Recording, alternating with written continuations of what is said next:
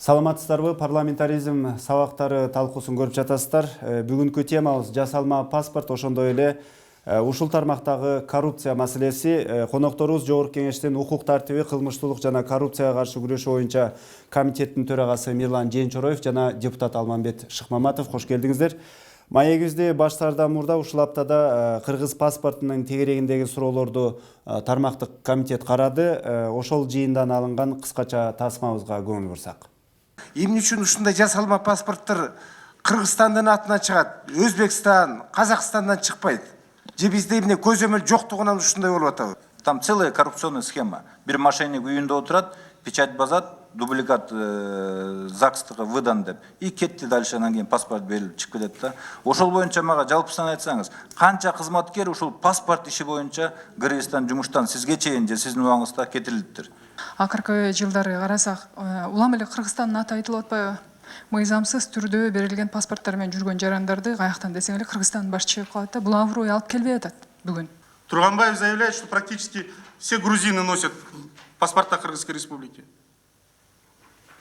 Бул эмне айтып атат? Арды чоң системалык коррупциялык схемалар бар экенин айтып атат.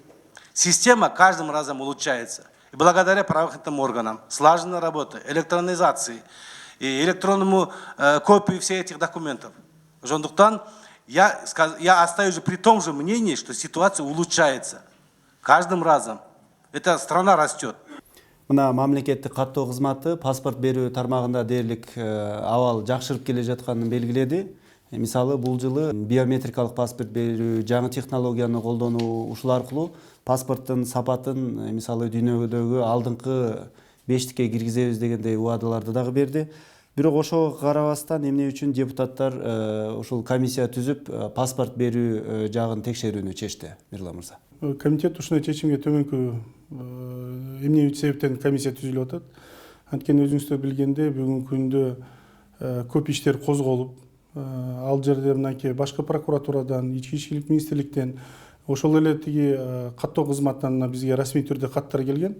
Ал жерде дээрлик көп жердин иштеринде козголгон кылмыш иштеринин арасында ошо аралашкан ар бир райондордо ошо жергиликтүү паспорттук столдордун, үстөлдөрүн, отделдердин, бөлүмдөрүн кызматкерлери аралашкан деген эме иштерди болуп атат, иш козголуп атат.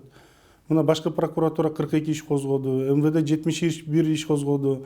Андан тышкары мына өзүңүздөр билесиздер, Стамбулда 98 Кытай жараны, Уйгур улутунда жараны, 98 Кыргыздын паспорт менен кармалды деген маалымат чыкты. Бүгүнкү күнгө чейин ошолордун колунда жасалма же болбосо ошо Кыргызстандан чыкканбы деген жооптор жок болгон үчүн. Анан ошого коррупцияга каршы мына коргоо кеңеши, адам мурун Жогорку Кеңеш тарабынан кабыл алынган мыйзамдар бар болчу, коррупцияга аракеттенүү боюнча каршылыктар боюнча мыйзам бар болчу, ошонун аткарылышы боюнча комиссия кирип, ошол каттоо кызматынын ишин ошо тактоо үчүн кирет. Ошол комиссиянын жыйыны, тергөөсү, иликтөөсү өттү дейли. Бирок кайра эле ушул маселелер чыгат да, кайра эле азыркы мисалы ошол эле жанагы кылмыштуу дүйнөгөнүн өкүлдөрүнө берилип кеткен паспорттор, мыйзамсыз берилип кеткен жасалма паспорттор, ушулардын баары кайра көтөрүлөт, кайра эле баягы бири-бирин сындамай өтөт да. Андан көрө ошол мамлекеттик кызматтын жетекчиси айтып аткандай, алдыга жылууга учур келген жокпу? Башкача айтканда, кайра тескерисинче биз азыр Кыргызстан бир сапаттуу паспорт чыгарып, жаңы системага кирүү жөнүндө аракет кылышыбыз керек эмеспи? Бунун баардыгы жөн сөз болуп атат. Бүгүнкү күндө ошо жаңы чыга турган, сиз биометриялык паспорттор жөнүндө айтып, бүгүнкү күндө ал кандай түрдө болот? Спецификациясы кандай болот? Ичинде кандай маалыматтар болот? Кандай корголот деген маселени толук ачык айкын айтылып элек. Бүгүн бир эле 6 жол Мырза Сарпашев айтып чыкты. Биометрик паспортты февралда берип баштайбыз, биометрик паспортты мартта берип баштайбыз, 17-жылы берип баштайбыз, ар кандай маалыматтар. Бирок ал паспорттун ичинде кандай маалымат болуп турганын ал ар бир интервьюсунда ар кандай айтып атат. Бул бир себеп. Экинчи себеп ал үчүн эмес, ичинде мына системалык бузуулар бар деген айтып. Ошо биз кайта сунуш бере турган комиссия түзүлүп атат, депутаттар сунуштады. Ичинде мына бир мисалды айтсак болот. Бүгүнкү күндө укук коргоо органдары иш козгогондо бир орчулуктар бар деп атат. Ошо мыйзамга өзгөрүү, ченемдик актыларга, мыйзамдарга өзгөртө турган сунуштарды ичинен карап чыгыш керек болуп атат. Мына кызматтык абал менен кыянаттык колдонду деген жообу менен, берени менен кээ бир кызматкерлерге козголбой турган мүмкүнчүлүктөрдү укук органдар айтып атат.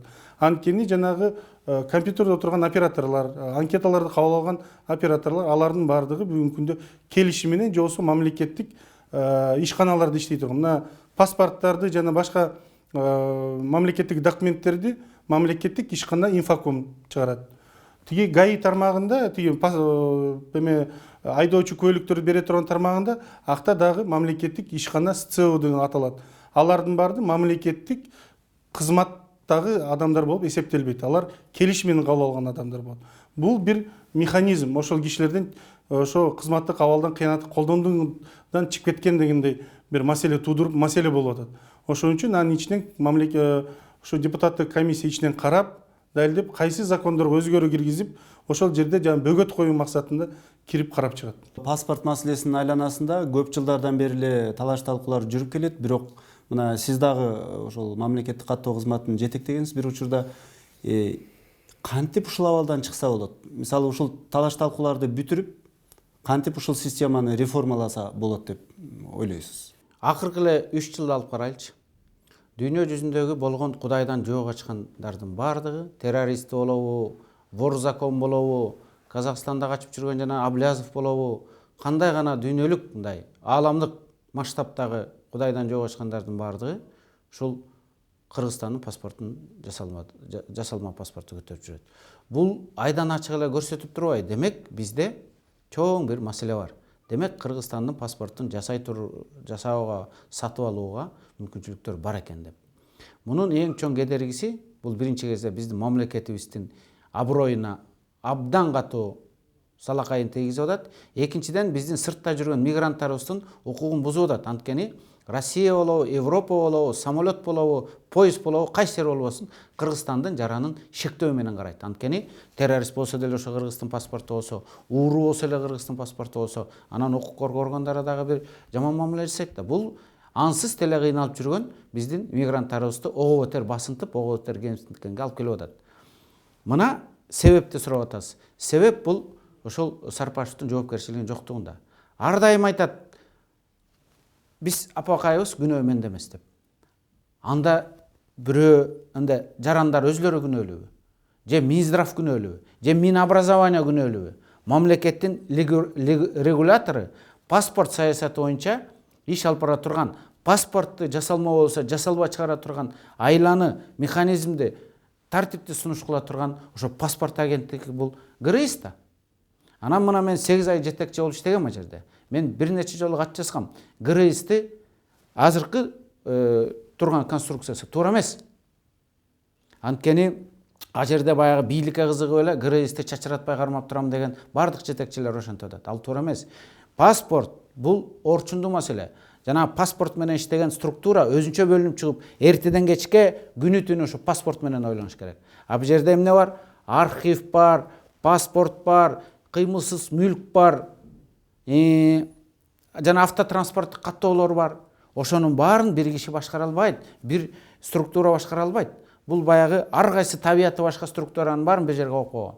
Ошондуктан мисалы Кайырбек Сарпашев мырза айтып атпайбы, ушул системанын баардыгын электрондоштуралы, адамдын катышуусун азайталы, жанагы биометрикалык белгилери боюнча паспорттарды киргизели деп бир конкреттүү сунуштар менен чыгып атат да. Бирок депутаттар мисалы ошол мамлекеттик каттоо кызматын коркуткандан башка кандай сунуштарды айта алат? Мисалы азыр сиздер текшеребиз, жоопкерчиликке тартабыз деген ошого мен жооп берип коеюнбу? Сунуш менен чыгып атпайсыздарбы? Мына бизде Кыргызда муну тилемизүү деп коет. Мына 3 жылдан бери ким кой деп атат? Ушул мамлекеттик саясатты ушул жака буруп, өнүккөн мамлекеттерде болуп, жана биометрический паспортко өтүүгө, жанагынтип бизде уурдалып аткан паспорт эмес, башка моделге өтүүгө ким кой деп атат?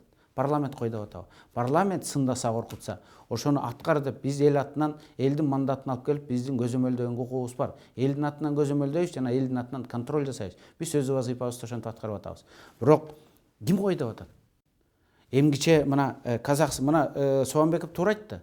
Эмне үчүн мына Тажикстандын паспортун жасабайт, эмне үчүн Өзбекстандын паспортун жасабайт деле биздикин жасай берет. Демек алмаштырып, биз аны жараксыз деп чыгарып туруп, жаңы урдай турбаган, жасалбай турган бир электрондук заманбап үлгү паспортту киргизбейлиби аракетке?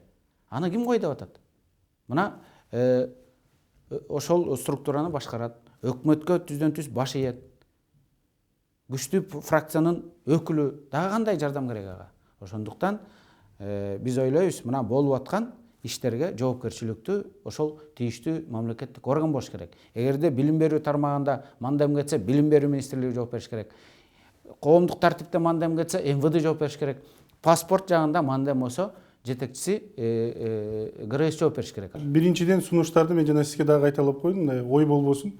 Ал ошо мына туура айтпадыбы Алмет мырза, мына эң башкы парламенттин чоң вазифасы бул элдин мүдө талабын жана контролдук функциялар мыйзам боюнча. Мыйзамда так айтып турабы, паспортты жана башка расмий документтерди мыйзамды кылып жооп бериш керек деп. Бүгүн ошол паспортты ачып көрсөңүздөр, чет өлкөлүк паспорттарыбыздын ичинде биринчи барагында жазылып турат. Паспорттун ээси Кыргыз Республикасы деп турат. Ошонун аброю жок болгондуктан, аброюн жокко кетирип аткан бүгүн ошо кызматкерлер болгондон кийин биз контролдук функциябыз менен ичине кирип, ошону коргоо максатында кандай ченемдик укуктуу актылар, кайсы мыйзамдарга өзгөртүүлөрдү киргизишти ичинен көрүп чыгайын деп атабыз. Ичинен көрүп чыгып мына комиссия, анын курамына мына ар кандай фракциялардын өкүлдөрү кирип, өз каалоосу менен мына уккандан кийин дагы кошулабыз деп барып изилдейбиз, карайбыз. Анткени мына кечөөнү Искендер Исмаилович айтып атат, Өзгөн районунда, түштүктө мына 2 райондо бизде көчөлөр бар дейт, атайын иштеген ошо паспорттар менен. Башкалар айтып атат, Сокулук, Бишкек шаарында, Октябрь жана Свердлов райондорунда чыгып атат дегенден кийин төраганын жана сөзүнө ылайык бул комиссия түзүлдү. Бизде андай маселелер жок, бизде эч кандай бузуулар жок дегенден кийин ичинен кирип аны тактап ошо укук коргоо органдарынын өкүлдөрүн кошо алып барып текшерип, бирок ошонун бир эле маселесин карап, андан тышкары сунуштарды бере турган бул комиссия болот. Сунуштарды ошол эле мыйзамга жана айтылып аткан биометриялык паспорттарды бүгүн биз айырма кылып алышыбыз керек. Бул жерде паспорттардын көп жасалмасы бүгүн биздин тышка чыга турган чет өлкөлүк паспорттарда болот. Мына ошол эле жана өйдө да айтылып кеткен вор закондор, тиги террористтерден, же болбосо тиги башка жарандар жана олигархтар качып жүргөн Казакстан олигархтарынын колдорунан көптөгөн биздин чет элдик паспорттар чыгат. Жана биометрик паспортты азыр Сарпашев кээ бир массалык маалыматта сунуш кылып атат, ал биздин ички ID картага сунуш кылып атат. Андан биометрик данныйларды айтып атабыз. Биометриялыкты кыргызстандыктар толугу менен бир сыйра өткүзүп чыкты. Көпчүлүгү 80% деп отчет берди. Баарыбыз колубуз төрөт. Эми дагы ыкма болуп атат, аны айтып атабыз. Элге угузайлы. Кандай ыкма менен? Анан ким төлөйт? 3000 жаранга жаңы паспорт беребиз деп атат. Акчасы каяктан болот? Булагы каяктан болот? Эл колуна алганда тартиби кандай болот? Анан анын бекемделиши кандай болот? Коргоосу кандай болот деп сурап атабыз. Ошолорго суроо жок, жооптор жок болгондон кийин бул комиссия аны да карап чыгат. Комиссия мисалы ошол эле мамлекеттик каттоо кызматынын ичиндеги паспорт берүү системасындагы жанагы коррупциялык схемаларды дагы ачабыз деп атпайсыздарбы? Ошолордун баардыгы ачылгандан кийин сиздер жанагындай эрежелерди, жаңы эрежелерди, жоопко тартуу эрежелерин өзгөртөбүз деп атасыздар. Ошолорду өзгөрткөндөн кийин кыргыз паспорту жакшы дурус абалга келет деп ишенесизби? Качан мисалы ошол ишке ашыш ыктымал да? Мисалы бул бир эле багылуу ошол аткаруу бийлигинин милдети эмес да, туурабы? Парламент сиздер да акырына чейин турушуңуздар керекпи? Качан ишке ашырасыздар? Биринчиден бул жалпы Кыргыздын ар бир жаранынын милдети. Бул жанагы Кыргыз Республикасынын ээси деп турган паспортко биз баардыгыбыз ошого жардам беришибиз керек. Бул бир эле айтып аткан, сиз туура айтып атасыз, бир эле каттоо кызматы эмес, бир эле укук коргоо органдары. Мына соттун бир мисалын айтайын. 48 паспортты ошо эмеде Ош областынын соту, шаардык соту 48 паспортты жасалмоосуна тиешеси бар адамды 120 000 сомго айып пулга жыгып кой берип жүргөн. 120 000 сомго. Бирок кечөөнү мына Тайырбек Дүйшөкеевич Сарпашев айтып атат, мына жана 98 паспорт жасалганда ошол жерде орточо баасы ар бир паспорттукы $4,500 болуп, бир жагы $1 миллион тегерегинде маселе болуп атат. Эми өзүңүздөр карап көрүңүздөр, адилеттүү болдубу соттун чечими? Акыйкаттуу болдубу? Ошол үчүн мыйзамдарды өзгөртүш керекпи деп туруп биз ошол практиканы да карап туруп, мен ойлойм, комиссиянын курамы чогулгандан кийин өздөрү күн тартибин бекитип ошого жараша иш алып барат деп. Жанагы 98 паспорт жөнүндө сиздер суроону бергенде бул көбүнчө мамлекеттик каттоо кызматынын айтканы бул жанагы эл аралык жанагы жасалма паспорттарды, жасалма документтерди жасаган уюмдарга да шилтеме жасалды да, ошондой нерселер да көп болуп атат, сырткы факторлор да көп болуп атат деп. Кыргызстан ошол ички мыйзамдары менен сырткы факторлорго таасир эте алышы ыктымалбы? Ал сырткы фактор деген ал шылтоо. Ошол 98 паспорттун жасалмалууга жол берген Кыргыздын жарандары аныкталган. Кандай жол менен болду деп туруп, мына былтыр август айында эле, мен жаңылбасам, жаңылып атам, күзүндө жогорку кеңештин жыйынында эле айтылбады эле. Ошондо бир күн атайын расмий багытталган ушу 98 паспорт боюнча. Ошондо расмий айтылган. Бүгүн Тайырбек Дүйшөкеевичтен мына кечээ биз да сурадык. Сиз кайсы далилдер менен айтып атасыз? Буну жасалма чет өлкөдөн болгонбу же Кыргызстандан болгонбу? Бүгүн анын бир да үлгүсүн али Кыргыз тарабы көрө элек. Кечээ мына өзүңүздөр көргөндө башкы прокуратурада улуттук коопсуздук комитетинде өкүлдөр айтып чыкты. Бүгүн биз түрк тараптан, түрк мамлекетинен жоопту күтүп атабыз. Биз ортодон али бул арды боюнча ишибиз алдыга бара элек, токтоп турат иш деп айтылып атат. Биздин паспорттор, мына биздин көтөрүп жүргөн паспорттор Англиядагы Делaro компаниясы жасайт. Биздин паспорттордун жана эл аралык стандарт бар. Ошо эл аралык стандарттар боюнча чек арадан өтүш үчүн 12 защитный элементи бар. Ар бир бараганда жанагындай компьютерлик бир техника окуй турган гана, таанай турган коргонуучу защитный механизмдер деп коет, защитный штрих-код, толтура айтор. Ошонун бардыгы колго эч качан жасалбайт. Ошонун бардыгы Делародан келген эле паспорттор. Болгону сүрөтүн, фамилиясын алмаштырып атат бул жерден. Демек, а жерге ГРСтин инфокому да аралашып атпайбы? Мисалы үчүн бланк кандай түрдө ошолордун колуна тийди? Бул бир.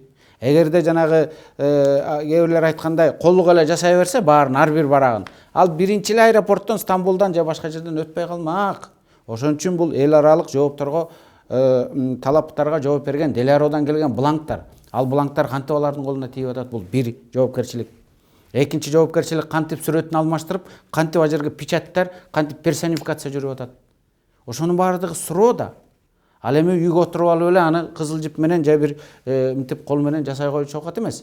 Демек, мамлекеттик деңгээлде аткаруу бийлиги, ГРС болот, МВД, улуттук коопсуздук кызматы ушу менен жапа-тырмак киргизип, ушу жерге бөгөт коюш керек да. ГРСтин ичинде 5 тармак бар. 5 тармак бири-бирине каршы келген тармактар. Кыймылсыз мүлк менен паспорттун кандай тиешеси бар? Автотранспорт каттоо менен архивдин кандай тиешеси бар? Баарын бир жерге үйүп туруп, маселенин баардыгын сарпаштын боюна илип койдук. Ошондуктан анын мына жыйналыштан колу бошобойт.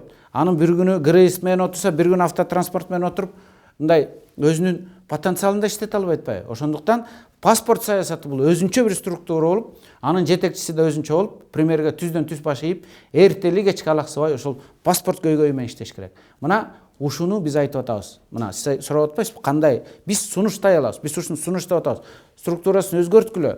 Муну азыр сарпашып алып, башка ташматып да койсоң да чече албайт. Анткени ага бири-бирине мындай маселеси кийлигишпеген структуралар биригип калган. Эми каттоо деген сөз. Каттоону башка жактан деле бириктирип келип бир базада каттаса болот. Суроолордун бири ушул паспорт берүүнү кайсыл орган тейлеш керек деген дагы маселеде болду окшойт. Мисалы, мурда Ички иштер министрлиги аркылуу алчу атуулдар. Андан кийин ушул мамлекеттик каттоо кызматына өткөн. Эми кайсы бир убакыт өткөндөн кийин бул акталган жок. Кайрадан ошол Ички иштер министрлигине өткөрүп бериш керек. Бардык укуктук жана жоопкерчилик жагын ошол Ички иштер министрлиги караш керек дегендей да пикирлер айтылып атат. Бул туура эмес.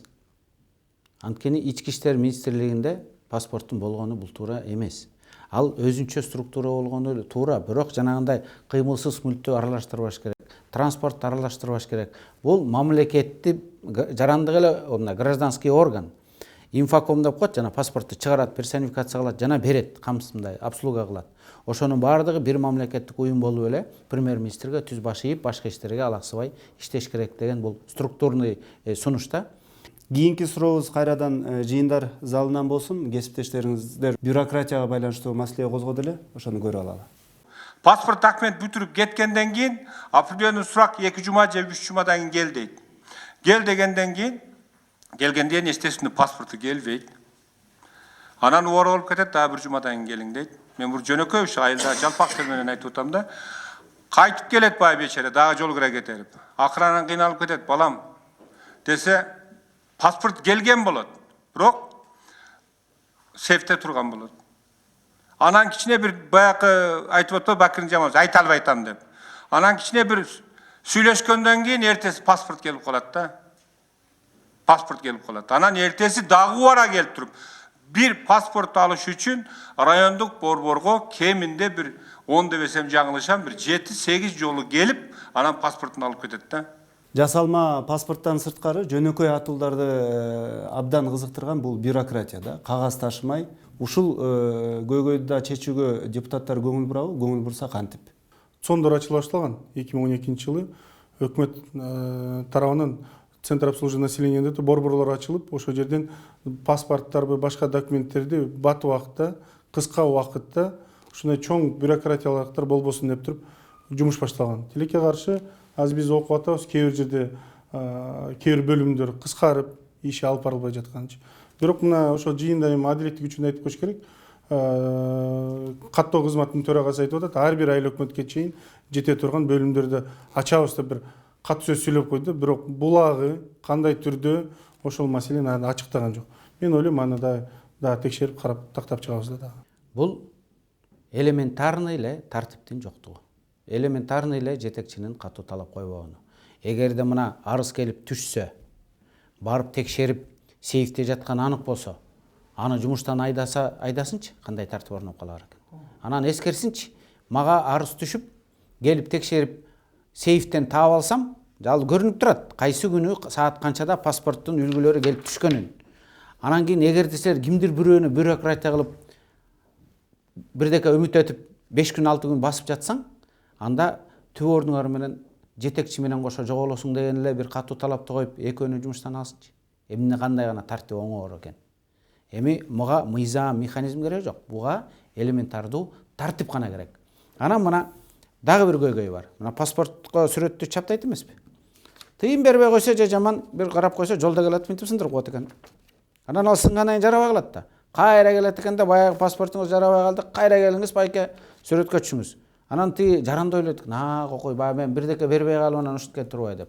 Эми азыр Кудайга шүгүр аны электронный кылып койду. Сүрөткө тартып, электронный версиясы келет. Бул жылыш деп мына жаман жагын айта бербей, жакшы жагы дагы ушул электронный формат, электронный обслуживание, электронный болуп келатат. Бирок талапка жооп бербейт, атпайбы? Өнүккөн мамлекеттерде паспорт жоготуп ийгенде кайра документтин баарын чогултпайт. Базадан карап туруп эле, Шыкмаматовдугу жок экен, жоготуп үйттүр деп туруп эле арыз келет да почта менен салып ийет. Мына паспортуң, акчаны кассага төлөп кой деп. Экинчи жоготпой жүр деп. Мына ушундай заманбап технология деген ушул. А бизде бүгүн эгерде жоголсо, баягы мамайдын көрү кайра башталат. Баягы справканын баарын кайра чогултмай, кайра бармай, кагуу укмай, жаман орой сөзгө кабылмай. Ошонун баардыгы тартип, обслуживание жана стандарт болуш керек. Ошол өнүккөн өлкөлөрдөгү ошондой шарттарды, ошондой эрежелерди сиздер депутаттар киргизбейсиздерби анда? Өнүккөн мисалы үчүн мындай да, бул депутаттардын вазифасы эмес. Бул аткаруу бийлигинин вазифасы. Мисалы үчүн бюджет аткаруу бийлигинде, акча аткаруу бийлигинде ГРЭС-анда чалкалап жатабы? Парламенттин эки функциясы бар. Биз мыйзам чыгарып беребиз жана көзөмөлдөйбүз. Сындайбыз. Элдин атынан чакырып сурайбыз. Аткарбайсыңбы деп. Мына биздин классикалык эки генералдык вазифабыз. Биз ошону аткарып атабыз. Ал эми жана мына парламент өзүңөр жасабайсыңарбы деген, анда биз аткаруу бийлиги бололу. Анда биз өкмөттүн функциясын алабыз. Эрежелерди жана эрежелерди биз жазып беребиз. Бирок алар бизге сунуш керек. Мисалы үчүн биз азыр Мирлан экөөбүз отуруп эле мыйзамды жакшы көрөбүз. Жазып туруп берип коебуз, мына аткаргыла деп. Аткарылбайт. Алар айтыш керек, эй батырлар, мына баланча акчабыз бар, баланча мүмкүнчүлүгүбүз бар, момча мыйзамыбыз бар, колдоп бергиле. Биз колдоп берүүгө даярбыз. Биз кызматташууга даярбыз. Кызматташып көп мыйзамдар бүгүн чыгып атат. Мына ортодон кеңешип, мыйзамдын эрежелери иштей тургандай болуп, мыйзамдарды алдыга элге жете тургандай болуп туруп, ошо ички проблемасын өзү ачык айтып берип, бир тарап өкмөттүн астына кызматтар жана депутаттар отуруп, мына иш топтор көп болбоду. Иш топтор менен чыккан мыйзамдар иштеп аткан мисалдары көп. Маегиңиздерге рахмат. Биз бүгүн Кыргыз Республикасынын паспорту жана жасалма паспорттар маселесин талкууладык. Конокторубуз депутаттар Мирлан Жээнчороев жана Алмамбет Шыкмаматов болду. Саламатта калыңыздар.